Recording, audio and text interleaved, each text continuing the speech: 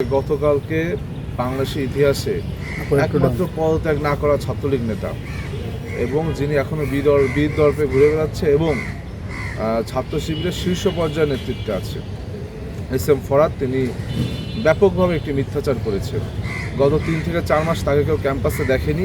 হঠাৎ করে তিনি যে এখনও বেঁচে আছেন সেটি প্রমাণ করতে তিনি এক ভয়ঙ্কর মিথ্যাচার করেছেন যে বাংলাদেশ জাতীয়তাবাদী ছাত্রদলের নেতাকর্মীরা বা শিক্ষার্থীরা তারা নাকি 5ই আগস্ট রাতে ঢাকা বিশ্ববিদ্যালয়ের হলগুলো দখল করতে চেয়েছিল। কিন্তু আপনারা দেখেছেন এই একই মিথ্যাচার করে কিন্তু তারা ডাকসু নির্বাচনের সময়ও ছাত্রদলকে শিক্ষার্থীদের মুখোমুখি দাঁড় করিয়েছিল এটা বলে যে বিএনপি যদি রাষ্ট্রীয় ক্ষমতায় যায় সেক্ষেত্রে 12ই ফেব্রুয়ারি যে নির্বাচন হবে সেই নির্বাচনের রাতে ছাত্রদল নেতাকর্মীরা সমগ্র হলগুলো দখল করে নেবে। কিন্তু আপনারা দেখছেন যে 12ই ফেব্রুয়ারি জাতীয় নির্বাচনে বিএনপির সংখ্যাগরিষ্ঠতা লাভের পরেও আজকে 3.5 মাস পেরিয়ে গেছে, কিন্তু কোনো হলে কিন্তু এই ধরনের কোনো অনাকাঙ্ক্ষিত ঘটনা ঘটেনি। বরং প্রত্যেকটি হলে ছাত্রদলের নেতৃবৃন্দ সহ সকল অন্যান্য যে ক্রিয়াশীল ছাত্র সংগঠন রয়েছে তাদের একটি শান্তিপূর্ণ সহাবস্থান সেখানে কিন্তু লক্ষ্য করা যাচ্ছে।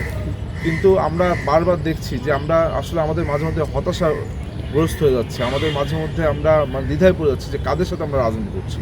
5ই আগস্টের পরে তো আমরা ভেবেছিলাম যে ছাত্রলীগ বিতাড়িত হয়েছে, এখন একটি সুস্থ সুন্দর বাংলাদেশে আমরা একটি গণতান্ত্রিক বাংলাদেশ নির্মাণ করব, একসাথে ঐক্যবদ্ধভাবে আমরা রাজনীতি করবো, বাংলাদেশকে সামনের দিকে এগিয়ে নিয়ে যাব। কিন্তু আমরা দেখছি বাংলাদেশ যখনই সামনের দিকে এগিয়ে যাচ্ছে ঠিক সেই সময় একদল ভয়ঙ্কর মিথ্যাচারিতা করে সমাজে ফিতনা ফ্যাসাদ তৈরি করতে হচ্ছে, বিশেষ করে ক্যাম্পাসগুলোকে তারা অস্থিতিশীল করতে হচ্ছে। কিন্তু এই ধরনের রাজনৈতিক সহযোগিতা তো আমরা চাইনি, কেননা যারা আমরা কাদের সাথে রাজনীতি করছি, কাদের সাথে নিয়ে আমরা আগামী দিনের বাংলাদেশ বিনির্মাণ করতে যাচ্ছি, যারা সুযোগ পেলেই মিথ্যাচার করে, যারা সুযোগ পেলেই ছাত্রদলকে শত্রু হিসেবে শিক্ষার্থীদের সামনে হাজির করতে চায়, যারা সুযোগ পেলে ছাত্রদলকে একটি ভিলেন ক্যারেক্টার দিতে চায় বাংলাদেশের ছাত্র সমাজের কাছে। সুতরাং আমি বলতে চাই যে এস.এম. ফরহাদকে যে ছাত্রদল তো হল দখল করেনি, বরং ছাত্রলীগের বেশে দীর্ঘদিন তারা 5ই আগস্টের পূর্বে হলগুলোতে ছিল। আমি আমার ব্যক্তিগত একটি কাহিনী শেয়ার করি। আমি যখন 5ই আগস্টের পর 6ই আগস্ট হলে আসলাম, আমি হলের বৈধ শিক্ষার্থী হিসেবে হলে উঠতে গেলাম, তখন কিছু সংখ্যক শিক্ষার্থী তারা ওইখানে বললো আমরা সাধারণ শিক্ষার্থী, আপনি এখন হলে উঠতে পারবেন না। আমি তাদেরকে আমার হলের বৈধ আইডি কার্ড দেখালাম যে আমি কেন উঠতে পারবো না। তারা বলছে যে আপনার হলের বৈধ আইডি কার্ড আছে ঠিকই, কিন্তু উঠতে হলে আপনাকে এখন আবার নতুন করে অ্যাপ্লিকেশন করতে হবে, ভাইবা দিতে হবে, তারপর উঠতে হবে। আমি তাদেরকে প্রশ্ন ছুড়ে দিলাম যে তাহলে আপনারা এখনও কেন আছেন? তারা বলছে যে আমরা তো আগে থেকে ছিলাম। তো আমি বললাম যে আপনারা আগে থেকে ছিলেন, সেই সময় তো ছাত্রলীগের আনুকলদের সকলকে থাকতে হয়েছে, এখন তো নতুন বাংলাদেশ, এখন তাহলে আমার তো ওই সময় থাকার রাইটস ছিল, তারা আমাকে থাকতে দেয়নি, তাহলে আপনারা কেন থাকবেন, আপনারাও নতুন করে অ্যাপ্লিকেশন করেন। তখন তারা বললো না, আমরা সাধারণ শিক্ষার্থী, এটা আমাদের সিদ্ধান্ত। তখন আমি ভেবেছিলাম যে নতুন বাংলাদেশ ঠিক আছে, শিক্ষার্থীদের মতামতকে প্রাধান্য দেওয়া উচিত। আমি কিন্তু আবার নতুন করে অ্যাপ্লিকেশন করে ভাইবা দিয়ে আমার প্রায় 3 মাস লেগেছিল হলে উঠতে। পরবর্তীতে হলে ওঠার 2 মাস পেরোতে দেখলাম যারা সেদিন সাধারণ শিক্ষার্থীর বেশে কথা বলেছিল তারাই এই ডাকসু নির্বাচনের শিবিরের বিভিন্ন প্রার্থীরা ফিরে এসেছে। তারাই বিভিন্ন আপনার সেই সময় তারা চালু করলো যে হলগুলোর বিভিন্ন শিক্ষার্থীদের যে প্রতিষ্ঠানগুলো রয়েছে, ডিবেটিং ক্লাব, নাট্য সংসদ, আপনার বাঁধন, রক্তদান ক্লাব সহ সকল ক্লাবে তারা একটি নিয়ম করলো যে কোনো রাজনৈতিক সংশ্লিষ্ট ব্যক্তিরা এই সংগঠন বা ক্লাব সমূহের প্রেসিডেন্ট সেক্রেটারি হতে পারবে না। কিন্তু আমরা দেখলাম যে তারাই সেখানে প্রেসিডেন্ট সেক্রেটারি হলো এবং প্রেসিডেন্ট সেক্রেটারি হওয়ার পর তারাই আত্মপ্রকাশ করলো, তারাই শিবিরের সকল মিছিল মিটিং আছে। অর্থাৎ এই যে এক ধরনের প্রতারণা, আপনাদের নিশ্চয়ই মনে আছে যে 5ই আগস্টের পরে তারা প্রত্যেকটা ক্যাম্পাসে রাজনীতিমুক্ত ক্যাম্পাস চায় বলে একটি বাবল তুলেছিল যে তারা অন্য কাউকে রাজনীতি করতে দেবে না, নিজেরাই রাজনীতি করবে। কিন্তু শিক্ষার্থীরা কিন্তু তাদেরকে সে সময় লাল কার্ড দেখিয়েছিল। আজকে ঠিক একই সময় ডাকসু যখন ব্যর্থতায় পর্যবসিত, ডাকসু যখন শিক্ষার্থী কল্যাণমূলক কোনো কাজ করতে পারছে না, কোনো দৃশ্যমান কোনো উন্নয়ন ক্যাম্পাসে দেখাতে পারছে না, ক্যাম্পাসে আজ থেকে 8 মাস আগে যেরকম শিক্ষার্থীদের নিরাপদ খাদ্যের সংকট ছিল, শিক্ষার্থীদের নিরাপদ আপনার আবাসস্থলের সমস্যা ছিল, শিক্ষার্থীদের যেরকম আপনার ক্লাসগুলোতে বিভিন্ন ধরনের অবস্ট্যাকলস ছিল, বিভিন্ন ধরনের যে র্যাকিংসগুলো ছিল সেগুলো কিন্তু আজও আছে। আজও ঢাকা বিশ্ববিদ্যালয়ের মেয়েদের হলগুলোতে অনেক হলে মেয়েরা এখনও ফ্যান সুবিধা পায় না। কিন্তু আপনারা দেখেছেন যে আমাদের তো একটি মসজিদ ছিল, সেই মসজিদের ভিতর তারা নতুন করে ইনোভেশন করেছে, এটিকে আমি সম্মান জানাই। কিন্তু আমার কথা হচ্ছে যে আমার নেসেসিটি কোনটা আর আমার লাক্সারি কোনটা।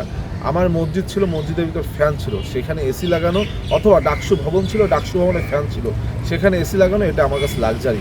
কিন্তু আমার যে হলগুলোতে ঢাকা বিশ্ববিদ্যালয়ের শিক্ষার্থীরা রয়েছে যে হলে ফ্যান নেই, সেটি আমার নেসেসিটি। সুতরাং তারা নেসেসিটি বেস কাজ না করে তারা কিছুটা ভাইরাল হওয়ার জন্য এবং সাধুবাদ পাওয়ার জন্য তারা এই লাক্সারির দিকে বেছে নিয়েছে। কিন্তু আপনারা দেখছেন যে ঢাকা বিশ্ববিদ্যালয়ের শিক্ষার্থীদের জীবনযাত্রার মানে কোনো উন্নয়ন হয়নি।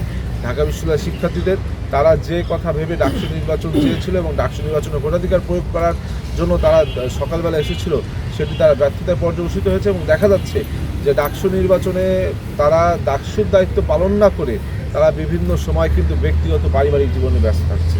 তারা কিন্তু তাদের ব্যক্তিগত বিভিন্ন কর্মসূচি নিয়ে ব্যস্ত থাকছে। আপনারা দেখেছেন জাতীয় নির্বাচনের সময় তারা হেলিকপ্টার যোগে জামাতের প্রচারণার জন্য বিভিন্ন জায়গায় গিয়েছে, অথচ নির্বাচনের আগ মুহূর্তে তারা বলেছিল ডাকসু নির্বাচনের আগে যে তারা কোনো ধরনের কোনো মাদার অর্গানাইজেশনের সাথে তারা নেই, কোনো মাদার অর্গানাইজেশনের প্রচারণা তারা করবে না।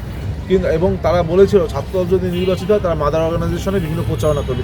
আমরা তখনও বলেছিলাম হ্যাঁ আমরা করবো, কেননা আমরা জাতীয়তাবাদী আদর্শে বিশ্বাসী, রাষ্ট্রের প্রয়োজনে রাষ্ট্রের সাথে আমরা জাতীয়তাবাদী আদর্শের যে কোনো প্রচারণা করবো। কিন্তু তারা বলেছিল তারা জামাতের কেউ না, জামাতে প্রচারণা করবে না। কিন্তু আমরা দেখলাম যে ডাকসুতে তারা ভিপি বা জিএস বনে যাওয়ার পরেই তারা হেলিকপ্টার যোগে বিভিন্ন জায়গায় জামাতের প্রচারণা করলো।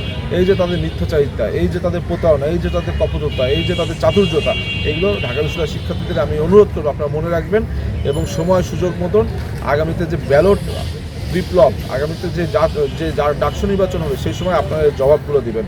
এবং আমি এই শিবিরের ফরাদকে অনুরোধ করবো যে আপনি মিথ্যাচারিতা থেকে বেরিয়ে আসুন। ওনাকে দেখলে আমার কিছুটা ছাত্রলীগ আমলে গোলাম রব্বানির মতন মনে হয়। সে একদম রব্বানির মতন খুব সাজিয়ে গুছিয়ে মিথ্যা বলে। আমরা একটা মিথ্যা কথা বলতে গেলেও দেখুন তারা নিজেদেরকে ইসলামিক বলে দাবি করে, তারা সবসময় পাঞ্জাবি পরে বিভিন্ন সুন্নাতি লেবাসে থাকে, কিন্তু তারা অনর্গল মিথ্যাচার করে। কিন্তু আমি কিন্তু সুন্নাতি লেবাসে থাকি না, কিন্তু আমি একটা মিথ্যা কথা বলতে গেলে আমার দুইবার ভিতরে কিন্তু আপনার বিবেককে বাধাগ্রস্ত হয় যে একটা মিথ্যা বলবো। কিন্তু তারা কি সুন্দর করে মিথ্যা কথা বলে। আমি বলবো যে তার এই বক্তব্যের জন্য ঢাকা বিশ্ববিদ্যালয়ের শিক্ষার্থীদের কাছে ক্ষমা চাওয়া উচিত, ছাত্রদলের কাছে ক্ষমা চাওয়া উচিত যে কেন তিনি এই মিথ্যাচার করলেন। কেননা ছাত্রদল একটি সুন্দর ক্যাম্পাস নির্মাণের জন্য বদ্ধপরিকর। ছাত্রদল 5ই আগস্টের পর থেকে আজ পর্যন্ত শিক্ষার্থীদের কল্যাণে যা কিছু করার তার চেষ্টা অব্যাহত রেখেছে। এবং পূর্বের যে অপসংস্কৃতি ছিল, অপরাজনীতি ছিল, যে ছাত্রলীগের রাজনীতি ছিল, এবং ছাত্রলীগের ভিতর থেকে ছাত্রলীগ নেতারা আজকে যারা শিবির হিসেবে আত্মপ্রকাশ করেছে তারাই সে অপরাজনীতি অব্যাহত রাখছে। এখানে আমরা ছাত্রদল তো কেউ আর ছাত্রলীগের লুকিয়েছিলাম না, সুতরাং ছাত্রলীগের যে চর্চা সেটা সম্পর্কে কিন্তু আমরা অবগতও না, অভ্যস্তও না, বরং তারাই অভ্যস্ত। তারা এখনও হলগুলোতে বিভিন্নভাবে এই যাত্রা অব্যাহত রেখেছে। আমি তাদেরকে অনুরোধ করবো ছাত্রলীগের ভিতর ছিলেন ভালো কথা, কিন্তু ছাত্রলীগের ভিতর থেকে তাদের যে আচার অনুষ্ঠান, তাদের যে অপসংস্কৃতিগুলো আপনারা রপ্ত করেছেন সেই থেকে বেরিয়ে আসুন। নতুবা তো এই ক্যাম্পাসগুলোকে আপনারা যেভাবে অস্থিতিশীল করতে যাচ্ছেন, এটি থেকে আমাদের মনে হয় যে আপনারা আগে যাদেরকে সাথে ছিলেন এই ক্যাম্পাস অস্থিতিশীল করে তাদেরকে আবার আপনারা ইনভাইট করছেন এবং আপনারা আবার পূর্বের যে অপসংস্কৃতির রাজনীতি ছিল সেখানে ফিরে যাচ্ছেন। কিন্তু আমরা একটি সুস্থ সুন্দর স্পষ্ট বার্তা, বাংলাদেশ জাতীয়তাবাদী ছাত্রদল আমরা কোনো রকম অপসংস্কৃতির রাজনীতি আর চাই না, অপরাজনীতি আর চাই না। ছাত্র রাজনীতি আমরা শিক্ষার্থীদের উপর গণরুম গেস্টরুম কালচার আমরা চাই না, শিক্ষার্থীদের উপর অন্যায় নির্যাতন আমরা চাই না, শিক্ষার্থীদেরকে মানসিকভাবে বাধাগ্রস্ত করা আমরা চাই না। আজকে ঢাকা বিশ্ববিদ্যালয়ের কোনো শিক্ষার্থী তারা যদি তাদের কোনো বন্ধু বা বান্ধবীর সাথে এখান থেকে হেঁটে যায়, তারা চিন্তায় থাকে কখন দূর থেকে কেউ ছবি তুলবে এবং ঢাকা বিশ্ববিদ্যালয় শিক্ষার্থী সংসদে কিছু লিখে আজে বাজে কিছু লিখে তারা প্রচার করবে। আজকে ঢাকা বিশ্ববিদ্যালয়ের শিক্ষার্থীরা যখন বিভিন্ন সময় খেলা দেখে, সেই খেলা দেখার সময় তারা ভয়ে থাকে যে কখন এই শিবির কী করেছে, বিভিন্ন মানুষের হাতে, তাদের বিভিন্ন নেতাকর্মীদের হাতে মোবাইল ফোন তুলে দিয়েছে। মোবাইল ফোন তুলে দিয়ে তাদের কিন্তু কোনো আইডেন্টিটি নেই, তাদের সাংবাদিকতার সাথে মিনিমাম আপনার যোগসূত্র নেই, কিন্তু তারা একটা হাতে মোবাইল ফোন নিয়ে বলছে আমরা মোবাইল সাংবাদিক। এবং তারা কী করছে, বিভিন্ন নারী শিক্ষার্থীদেরকে জুম করে বিভিন্ন আজে বাজে আপনার ভিডিও ধারণ করে সেগুলো ফেসবুকে প্রচার করছে। আমি বলবো এই জন্য আমাদের ঢাকা বিশ্ববিদ্যালয়ের শিক্ষার্থীরা কিন্তু একটি নিরাপত্তার সংকটে রয়েছে। আমি বলবো যে পূর্বে ছাত্রলীগের সময় নিরাপত্তার সংকটে থাকতো যে আমি আমার বাক স্বাধীনতা যদি এখানে প্রয়োগ করতে চাই তাহলে আমি হয়তো বাধাগ্রস্ত হবো, আমাকে হয়তো মারপিট করা হবে, আমাকে হয়তো জেলে নেওয়া হবে। কিন্তু এখন শিক্ষার্থীরা ভয় থাকে যে আমি যদি এখানে আমার স্বাধীনভাবে আমার বিশ্ববিদ্যালয়ে আমি হাঁটি, আমার ছবি হয়তো কেউ তুলে এটি হয়তো ভাইরাল করবে। অর্থাৎ এই যে মানসিকভাবে বাধাগ্রস্ত করা, এই যে মানসিকভাবে চাপে রাখা, এখান থেকে বেরিয়ে আসুন এবং শিক্ষার্থীদের মত প্রকাশের স্বাধীনতা দিন, শিক্ষার্থীদের বাক স্বাধীনতা, শিক্ষার্থীদের ব্যক্তি স্বাধীনতাকে আমাদের বজায় রাখতে হবে। তাহলেই এই যে শিক্ষার্থীরা যে ঢাকা বিশ্ববিদ্যালয়ের শিক্ষার্থীরা প্রগতিশীলতার ধারক ভাব, ঢাকা বিশ্ববিদ্যালয়ের শিক্ষার্থীরা বাংলাদেশি জাতীয়তাবাদের ধারক ভাব, তাদের সেই ধারা অব্যাহত রাখা যাবে। তাহলে একটি সুস্থ সুন্দর ক্যাম্পাস যেভাবে চলছে এইভাবেও আগামী দিনে আরও ভালোভাবে ক্যাম্পাস আমরা চালাতে পারবো।